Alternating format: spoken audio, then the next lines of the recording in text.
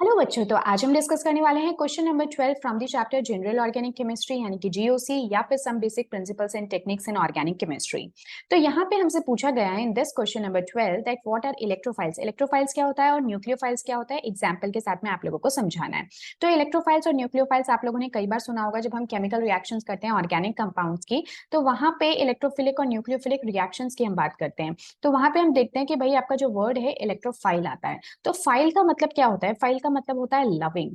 ठीक है, based on that आपके दो तरह की स्पीशीज हो सकती हैं, इलेक्ट्रोफाइल्स जिनको कि मैं शॉर्ट में ई प्लस लिख देती हूँ और न्यूक्लियोफाइल जिनको कि मैं नेगेटिव करके लिख देती हूँ।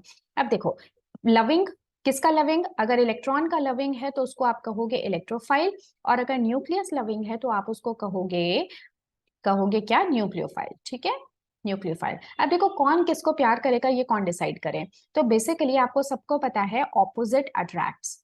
ठीक है, ऑपोजिट्स अट्रैक्ट, यानी कि चाहे ह्यूमन बींग्स की बात हो, इंसानों की बात हो, या फिर आपके सब एटॉमिक पार्टिकल्स की, सब अपने से ऑपोजिट जो होते हैं उनको अट्रैक्ट करते हैं।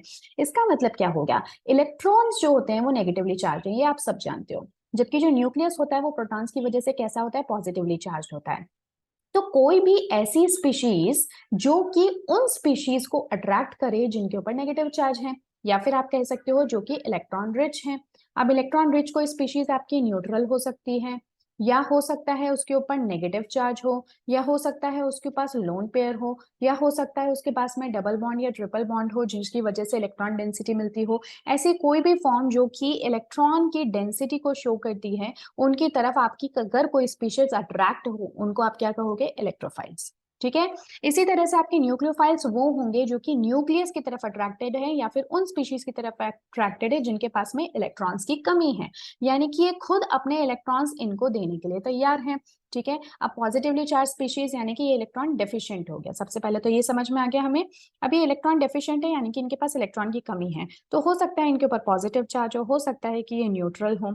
ठीक है, कोई भी ऐसी फॉर्म जिसमें कि आपको ये समझ में आए कि वहां पे इलेक्ट्रॉन्स की कमी है, उनको आप कहोगे इलेक्ट्रॉन डेफिशिएंट स्पीशीज, और उनकी तरफ जो अट्रैक्ट होंगे उनको आप कहोगे न्यूक्लियोफाइल्स। ठीक है, तो ये दो वर्ड्स हमें समझ में आती है, इलेक्ट्रोफाइल्स एंड न्यूक्लियोफाइल्स। तो अब इसको हम समझ तो गए हैं, but as per the definition आप इसको किस तरह से समझ सकते हो?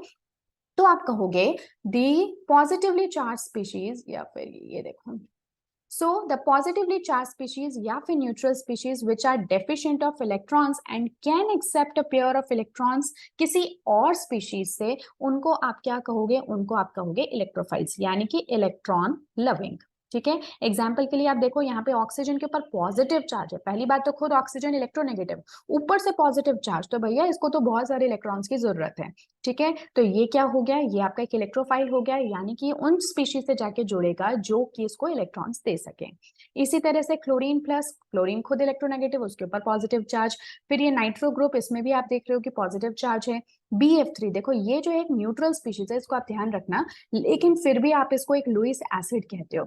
लुईस एसिड वो होते हैं जो कि इलेक्ट्रॉन्स को लेना पसंद करते हैं। इसका रीजन मैं आपको भी बताती हूँ, BF3 की तरह ही AlCl3 भी होता है। इसके लिए अगेन मैं आपको ब्लैंक पेज पे लेके चलती हूँ। तो बेसिकली जब मैं आपसे कह रही थी इलेक्ट्रोफाइल्स के बारे में, तो इलेक्ट्रोफाइल्स का ही हमने यहाँ पे अलग अलग एग्जाम्पल देखे, कौन कौन से, जैसे कि H3O प्लस देखा, आपका NO2 प्लस देखा। इसी सीरीज में हम BF3 या फिर ACl3 की भी बात करते हैं। दोनों के लिए एक ही रीजन है, तो मैं कोई भी एक आपको समझा देती हूँ। जैसा कि मैंने कहा, ये दोनों ही क्या है? लुईस एसिड्स हैं, यानी कि लुईस कॉन्सेप्ट याद करो। लुईस कॉन्सेप्ट में हमने क्या पढ़ा था? Octet rule. तो लुईस भाई साहब जो है वो कहते थे कि कोई भी जो एटम है वो बॉन्ड तभी बनाएगा क्योंकि अगर बॉन्ड बनाने के बाद में उसके 8 इलेक्ट्रॉन कंप्लीट हो रहे होंगे। बट अगर हम यहाँ पे BF3 की बात करें, तो बॉन्ड बनाने के बावजूद इस मॉलिक्यूल के पास कितने हैं total? Even after bonding total जो वैलेंस इलेक्ट्रॉन है वो कितने हैं? 6 हैं, जिनको कि मैंने डॉटेड लाइन से दिखाया है। इसका मतलब इनको 2 और इलेक्ट्रॉन्स की जरूरत है सो दैट कि इनका ऑक्टेट कंप्लीट हो जाए। तो इन 2 इलेक्ट्रॉन्स के लिए ये कोशिश करेंगे कि कहीं से भी इनको मिल जाए ताकि इनका ऑक्टेट जो है वो कंप्लीट हो सके, और वो लेने के अपना मतलब एक वैसे तो ऑलरेडी ये फॉर्म स्टेबल है, ये बॉन्ड इसी फॉर्म में है, लेकिन उन इलेक्ट्रॉन्स को लेकर क्या होगा? इसका ऑक्टेट कंप्लीट हो जाएगा तो लेने की टेंडेंसी रहेगी। तो क्योंकि हमेशा इस फिराक में रहते हैं, इस वजह से इनको आप कहोगे लुईस एसिड। बिल्कुल यही कारण AlCl3 का भी है। ठीक है, तो ये 2 एग्जांपल्स आप ध्यान रखना कि न्यूट्रल होते हुए भी इलेक्ट्रॉन लेने की कोशिश करते हैं। So this is what electrophile, यानी खुद के पास इनके पास इलेक्ट्रॉन्स की कमी है।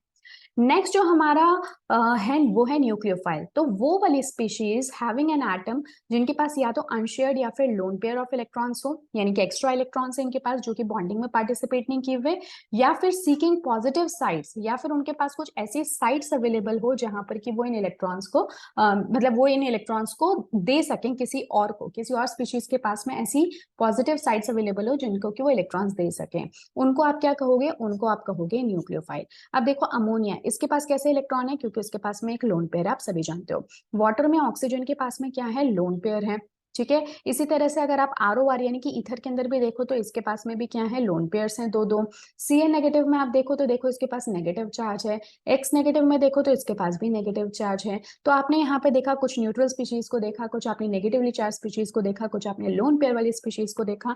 तो इन सभी कारणों से किसी ना किसी फॉर्म में इनके पास में एक्स्ट्रा इलेक्ट्रॉन्स हैं जो कि वो किसी और को दे सकते हैं, and that's why they will behave like a nucleophile, यानी कि उन स्पीशीज की तरह बिहेव करेंगे जो कि न्यूक्लियस की सर्च में है, यानी उन स्पीशीज के सर्च में जिनको कि ये अपने इलेक्ट्रॉन्स दे सकें। ठीक है, अपने इलेक्ट्रॉन दे सकें। तो बस आप इलेक्ट्रोफाइल और न्यूक्लियोफाइल के लिए वैसे तो क्वेश्चन एंड हो चुका है, तो एट द एंड में बस एक ही बात बताना चाहूंगी कि आप इसको इस तरह से ध्यान रख सकते हो कि जो इलेक्ट्रोफाइल्स होते हैं, क्योंकि इलेक्ट्रॉन लविंग होते हैं तो इलेक्ट्रॉन्स लेना पसंद करते हैं, जबकि जो न्यूक्लियोफाइल्स होते हैं ये हमेशा इलेक्ट्रॉन्स देना पसंद करते हैं।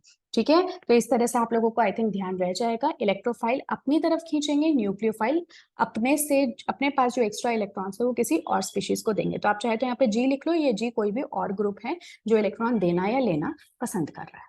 ठीक है, तो बस आप इतने फॉर्म को याद कर लो, आप लोगों को ये जो क्वेश्चन है वो कभी भी जिंदगी में नहीं भूलोगे, और इससे रिलेटेड जो भी आगे आपके रिएक्शंस आएंगे इलेक्ट्रोफिलिक या न्यूक्लियोफिलिक सब्स्टिट्यूशन हो, उनको भी आप अच्छे से समझ सकोगे।